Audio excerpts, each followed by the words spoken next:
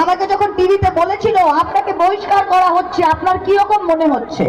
আমি ইংলিশে বলেছিলাম, I wear it like a badge of honour. আমি গর্বিত যে এই ফ্যাসিস্ট ঘেন্নার এই যে যারা বসেছে এই বিষাক্ত পার্টির বিরুদ্ধে দাঁড়িয়ে আমাকে বহিষ্কার করেছে, কারণ আমি চোখে চোখ দেখিয়ে ওদের বলেছিলাম যে তোদের আর সহ্য করতে পারবো না, তোমাদের শেষ দেখে ছাড়বো। আমি পার্লামেন্টের সিঁড়িতে দাঁড়িয়ে বলেছিলাম যে আমার বয়স 49, আগামী 30 বছর আমি তোমাদের সাথে লড়বো, ছেলে থাকলে ঢোকাও, আমি রাস্তায় লড়বো, ঘরে লড়বো, গ্রামে লড়বো, শহরে লড়বো, তোমাদের শেষ থেকে থাকবো। আপনাদের সবাইকে আজকে প্রতিজ্ঞা করতে হবে। 65,000-এ আপনারা আমাকে নয় দলকে জিতিয়েছিলেন, বা গতবার আপনারা লিড দিয়েছিলেন 50,000, এবার কিন্তু এই সিট 1 লাখের উপর